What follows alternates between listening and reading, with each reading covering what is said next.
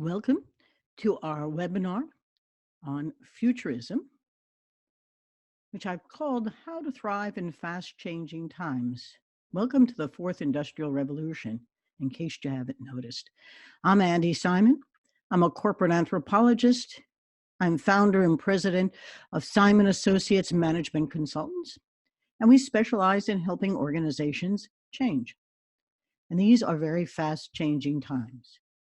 What I'm going to talk about today is important because many of our clients are beginning to see that the changes that are coming are more than just about technology or about business. It's really about the society in which we're living. And as an anthropologist, I'm particularly interested in how humans really create stories and cultures around their beliefs so they guide their behaviors into habits that make them comfortable.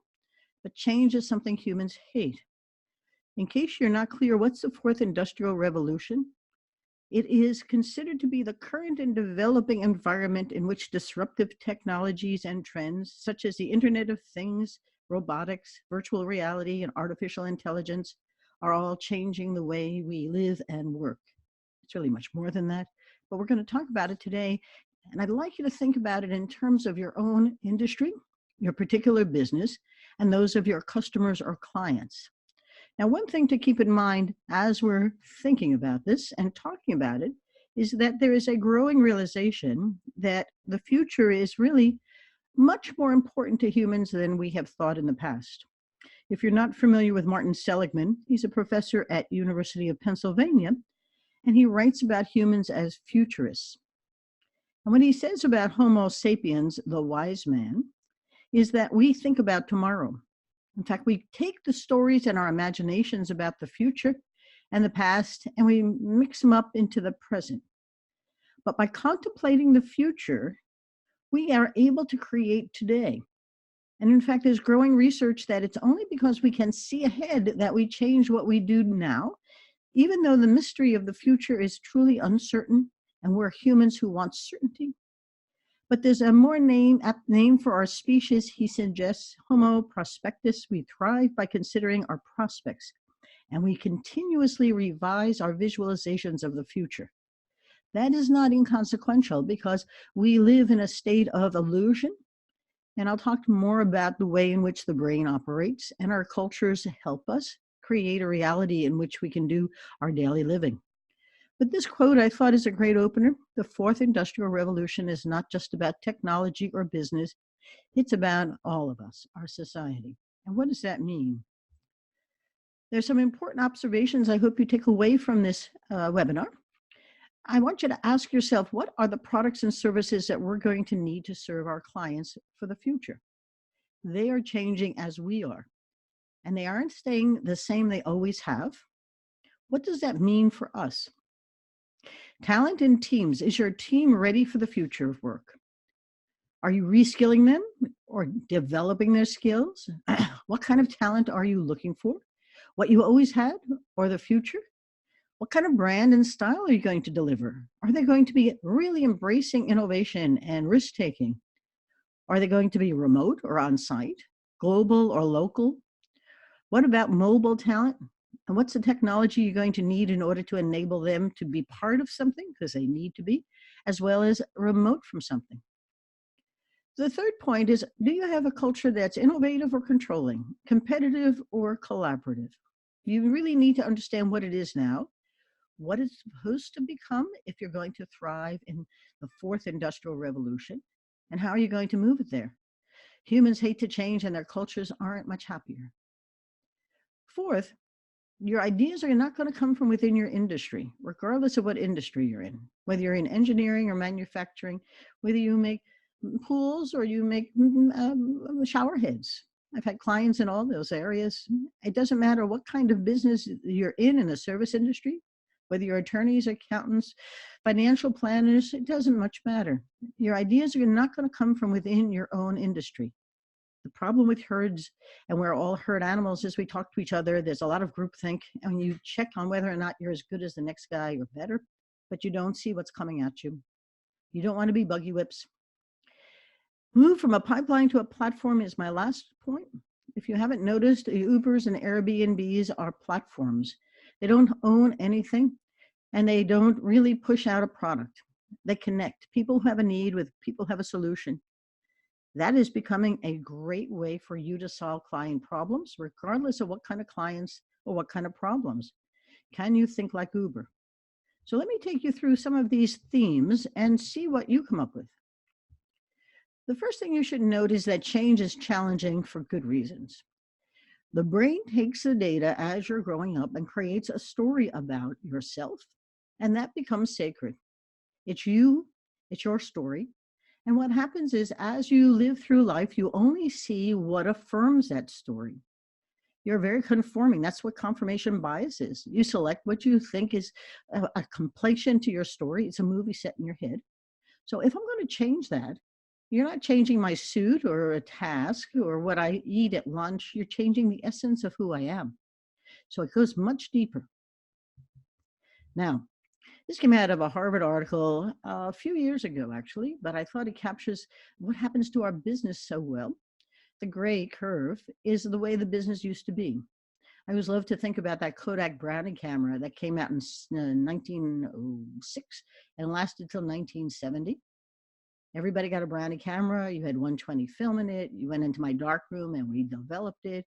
What's wrong with that? Well, look what happened. Digitalization came along and digital cameras eliminated film, and who would have thought? I remember arguments with friends who said, digital is not as good as, and now the iPhone is replacing those cameras. But that long curve is what we expected companies to be for a long time.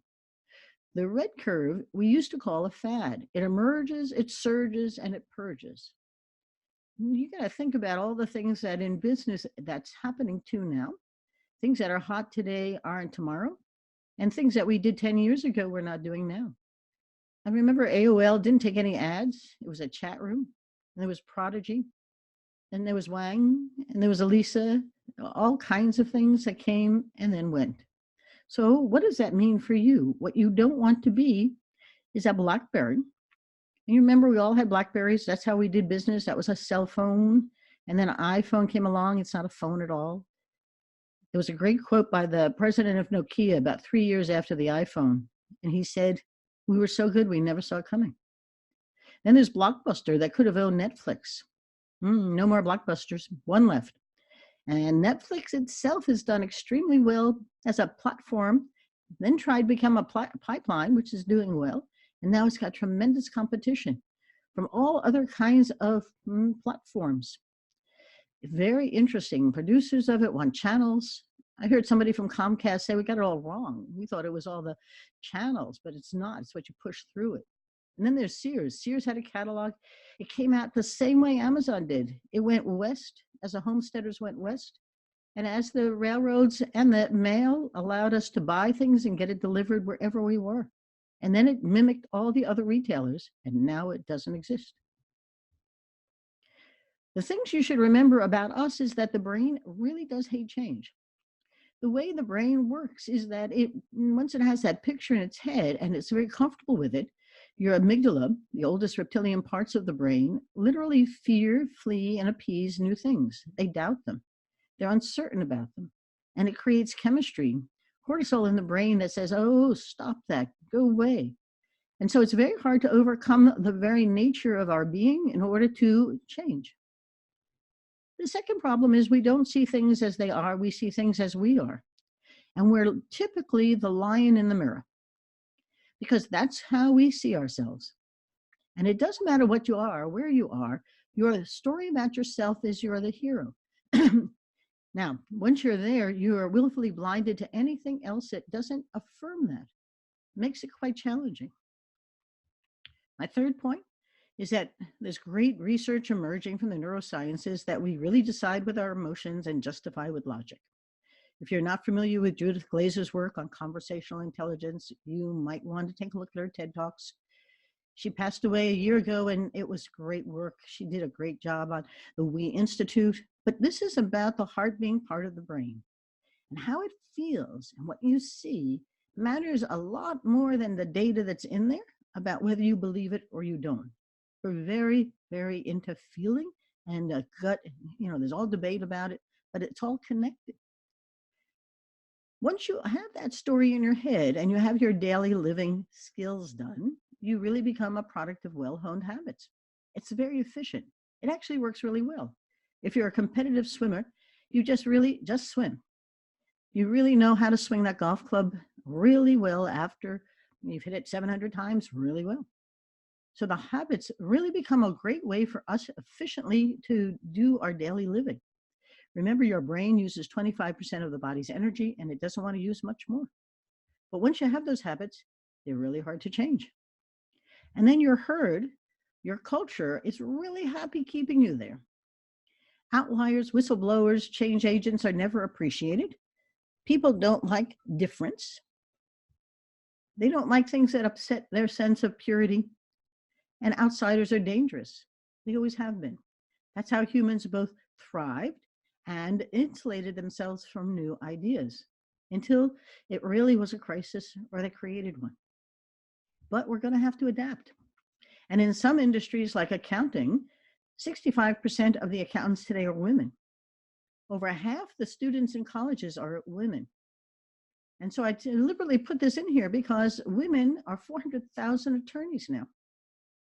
And they're really moving all up into corporate hierarchies in life, even if they haven't hit the C-suite to the degree we would like.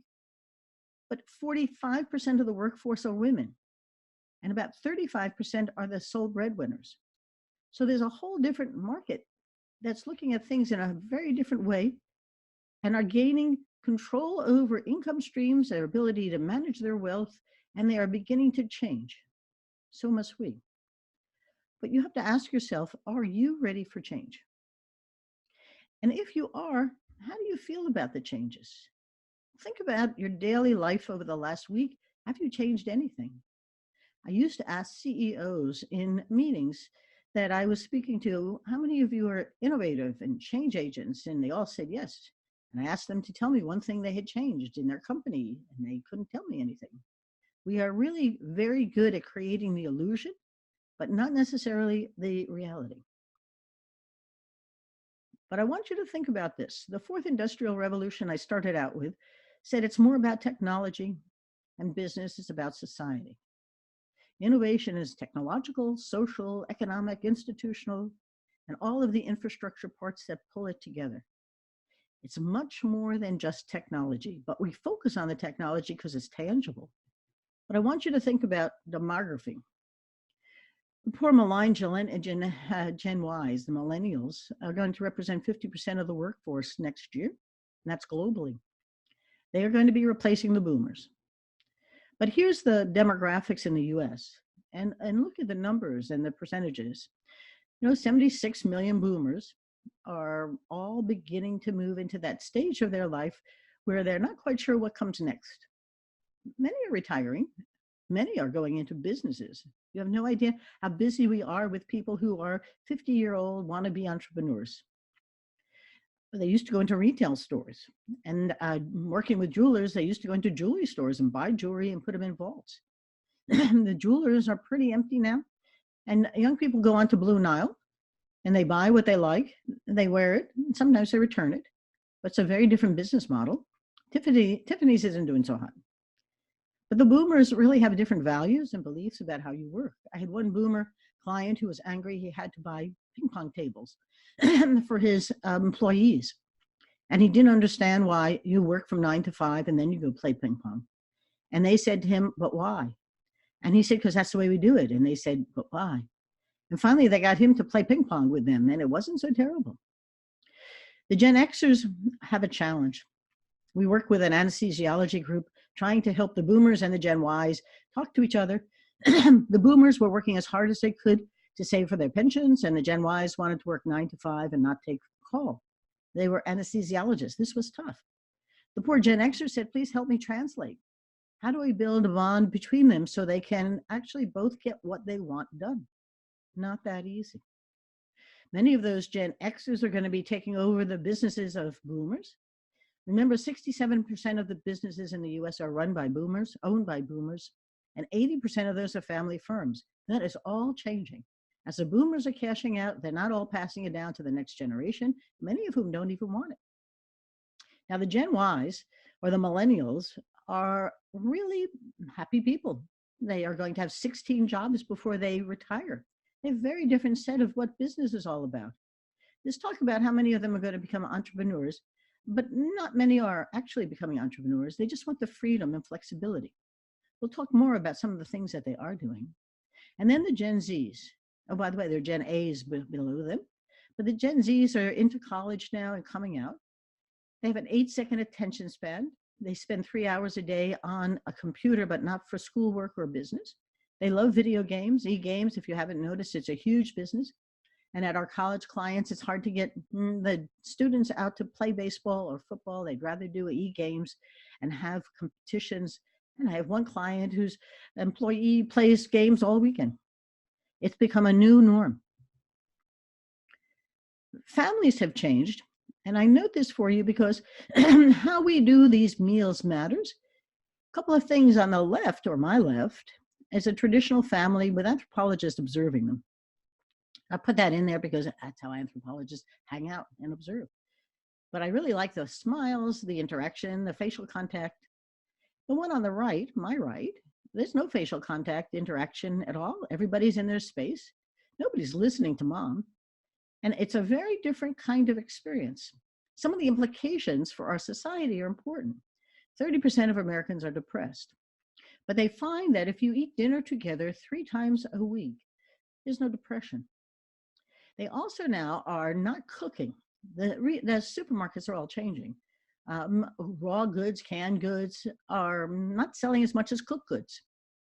And in one store near me at 3:30, 4 o'clock, you can hear the mother saying to the kids, pick out what you would like for dinner. Everybody has their own.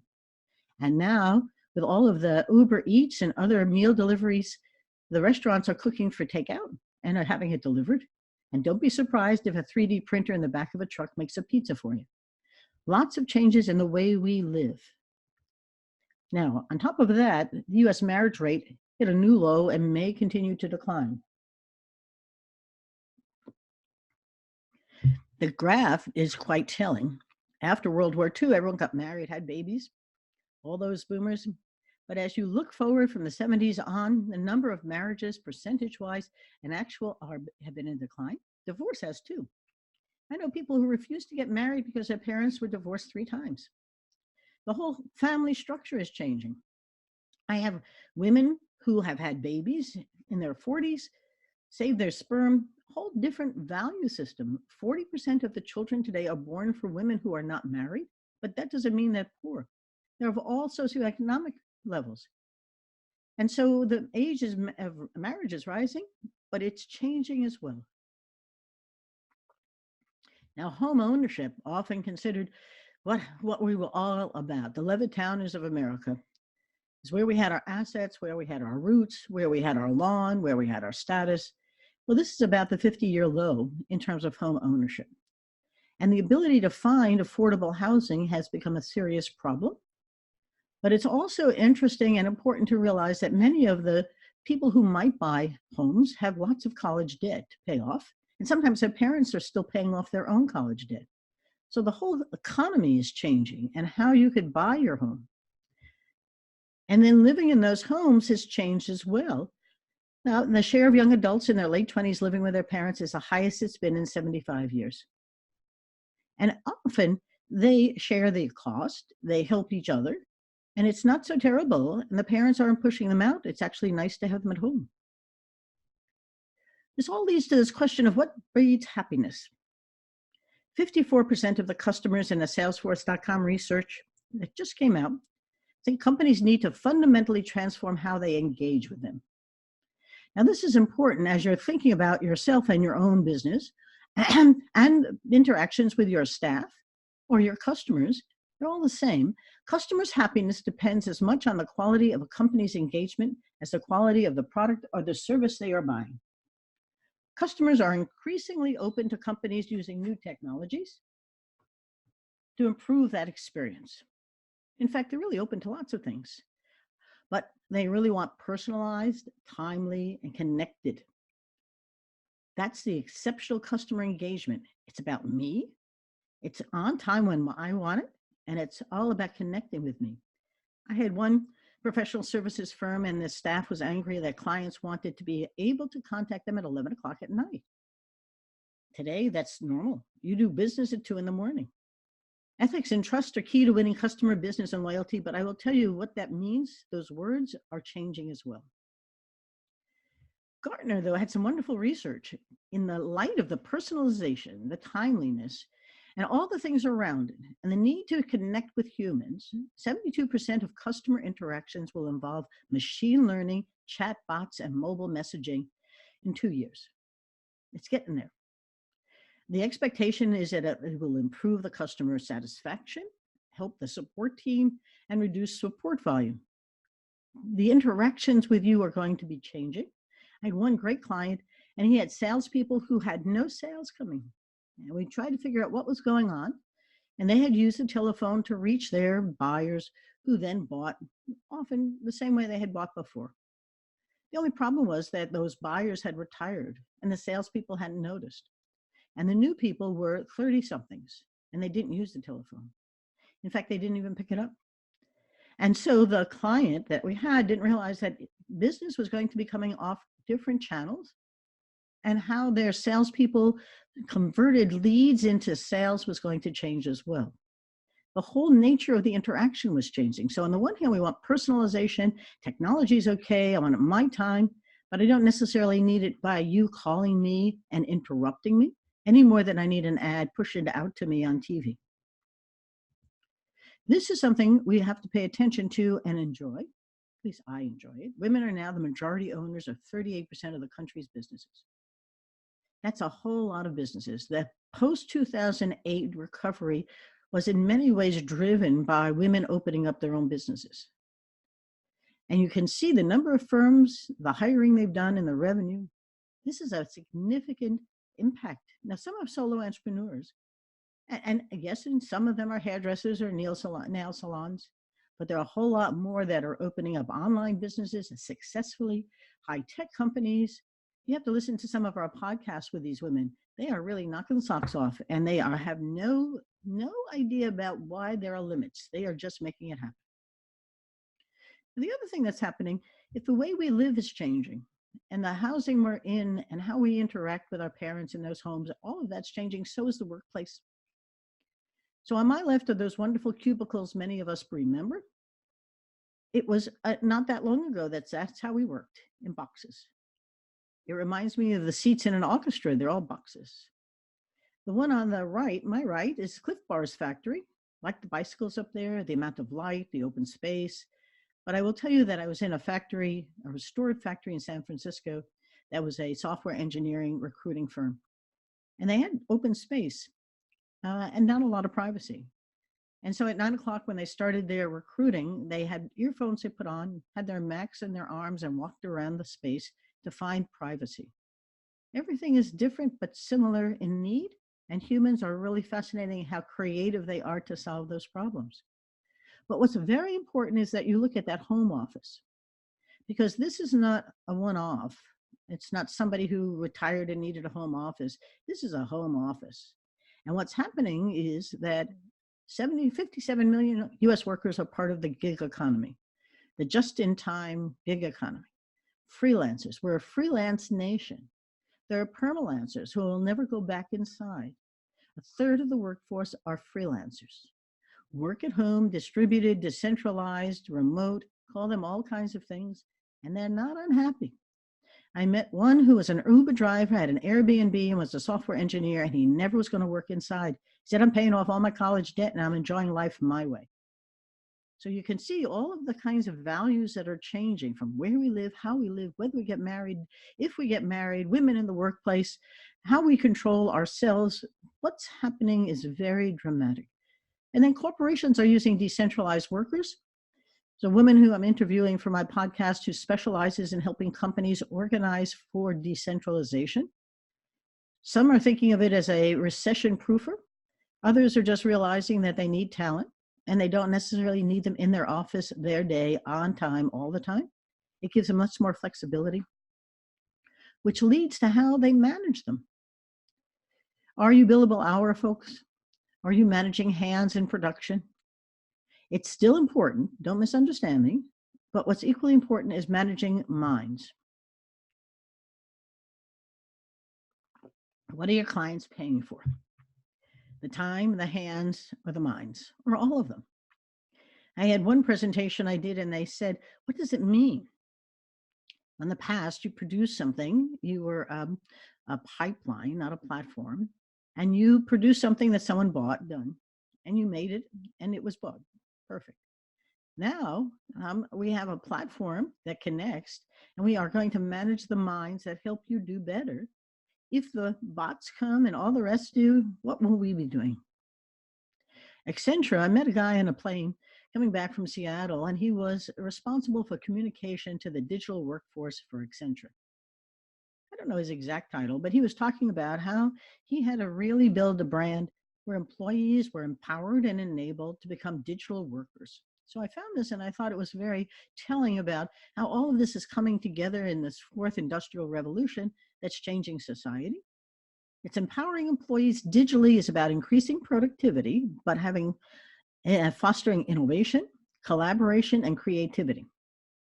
It's to make all of this happen for a hyper-scaled workforce of 400,000 employees. Accenture's internal IT organization is developing, enhancing, and deploying an array of capabilities to Accenture people globally.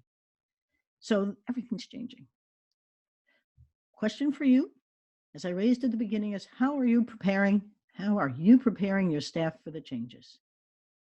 What's happening? And is it working?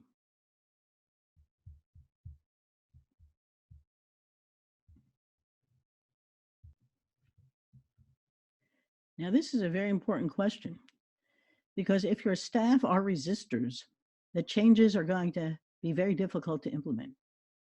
And learning how to change is a skill set, not much different than learning to play golf or tennis or some other sport.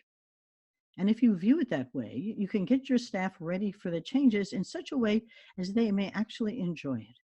So it's not such a bad thing to think about, how do I do this and how do I do it quickly?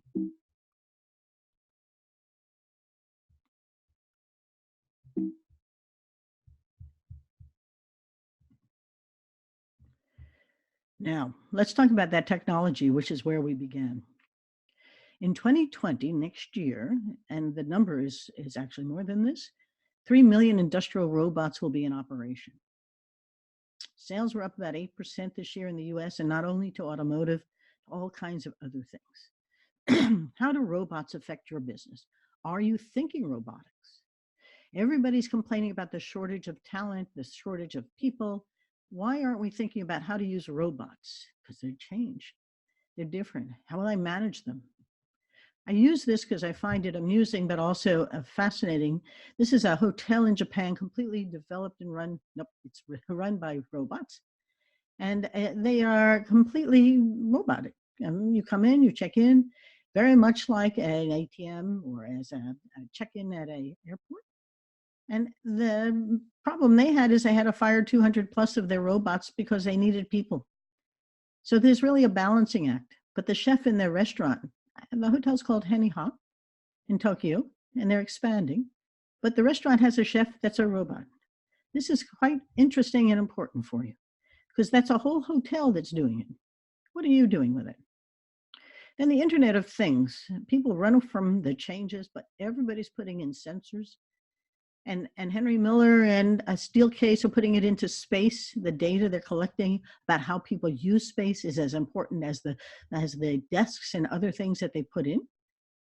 The oil and gas are putting sensors throughout the entire supply chain to see how the gas and oil actually maybe dashboards, and they can now manage things much more remotely with much more certainty about what's going on.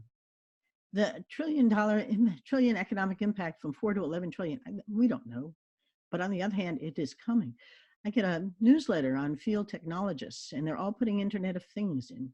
What are you doing with them? Are you paying attention to them?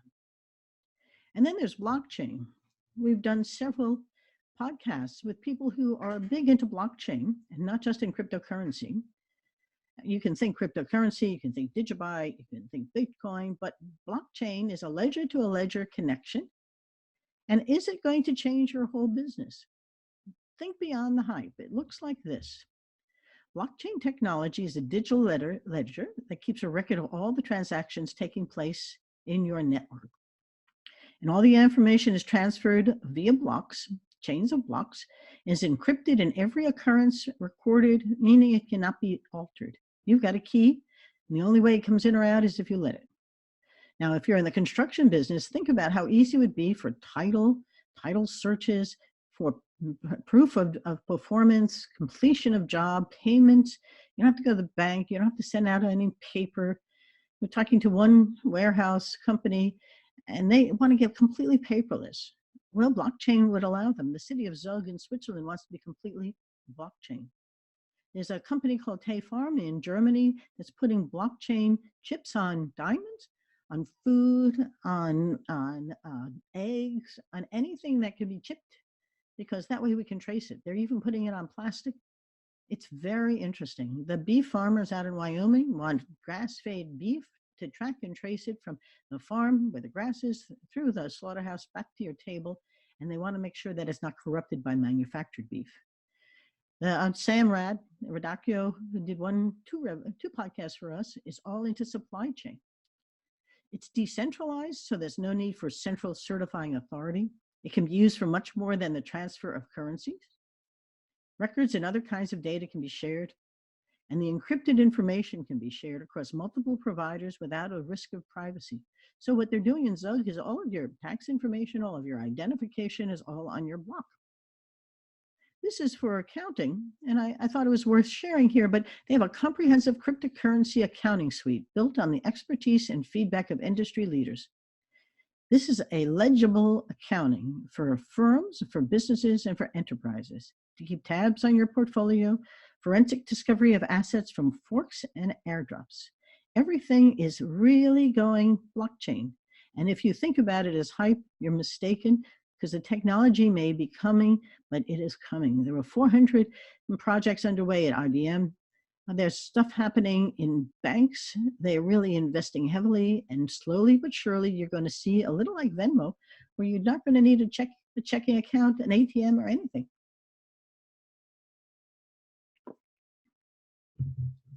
Now, that all leads to this digitalization of the entire supply chain. If this isn't your business area, just think about the entire thing from when it's produced and track and trace all the way through to the end user. You'll know so much more. You'll be able to control it. You'll be sure what you're buying. You'll watch out for fraud. And when you think about the efficiencies that can be achieved here, it is just outstanding. And it's happening. Then we have the rise of autonomous vehicles. Amazon is already hauling cargo in self-driving trucks, developed by Embark. I will tell you that the car has become nothing more than a computer with a box. And if we can get it right, and it can really protect us in many different ways, the trucking industry, we had a prospect who was in the trucking industry in Pennsylvania. He had 150 trucks and not enough people to drive them. He said, I can't wait for self-driving cars. And the trucks are going to grab onto it in a second. But think of the changes that will come for the entire industry. By the way, the person who rides along in the autonomous vehicle truck is called a fleshbag. They want to get rid of them. This is a company I think is very clever. It delivers gasoline to your home, to your car, to your boat. Think about taking the combination of a filling station and a delivery of oil to your home, putting it together into this truck and making it available for you wherever you are. And Uber, like, you put your Uber into you pin where you are, you request the fill up, it comes over, it's competitive priced. They're not making as much money on the gas as you might think, but they charge you a flat fee for from $3 to $8, depending on what time of day and how much surge there is. Think about how easy it is. Time and convenience and personalization is what's mattering. Filled is right there for you.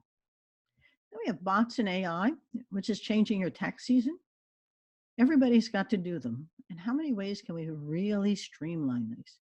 So it's being brought to the tax scene in the form of automated data entry bots, which allow people to enter data from receipts and bills, just scan it in. Although I'm fascinated by how many people have trouble using their little cell phone as a scanner. It works really well. And all they do is review their input, approve it, goes to their accountants, maybe even to their own little tax system themselves. No more hours spent doing repetitive tasks, streamlining.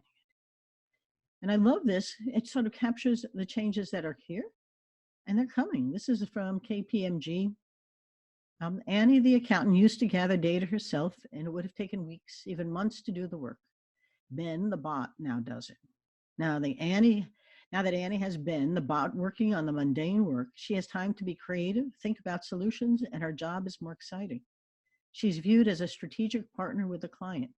All of that managing the mind is there to happen. And Ben the bot is a virtual employee of a large Denver accounting firm. Every day he gathers volumes of data for the firm's clients, and he can analyze thousands of items in a data set and compare it to thousands of others in a second data set, which in the past could not talk to each other. And Ben then puts the results of the comparison in an email and sends it to Annie, the accountant. He compares 10K items, detects patterns, uncovers anomalies, develops predictive models to project revenue. It's accurate, improves fraud detection. And Annie now is a strategic advisor. All of this great mind. She went to college, she got trained, she got certified, she's got a CPA, and now she can use it. And of course, then there's Watson with H&R Block, who's able to do your taxes for you in a very automated way. All of this is leading to a lot of security issues. If you're not paying attention to cybersecurity, you should, because attacks via compromised Internet of Things devices are opening up enormous possibilities. So we've got all these data collecting sensors, and now we've got those who are going to hack us. We have cloud security issues. Moving to the cloud appears to be safer, but it's not hard to get inside, hack you, and go right up to your cloud. And we've had situations where servers that thought had backup were backed up in bad ways. Then we had hacks on machine learning and AI, and attacks against cryptocurrencies and blockchain systems, and sandbox evading malware. The phishes, oh my goodness, and the ransomware, the cyber breach victims are small and mid-sized businesses. Now, we did a podcast with Michael Davis, an expert in this area.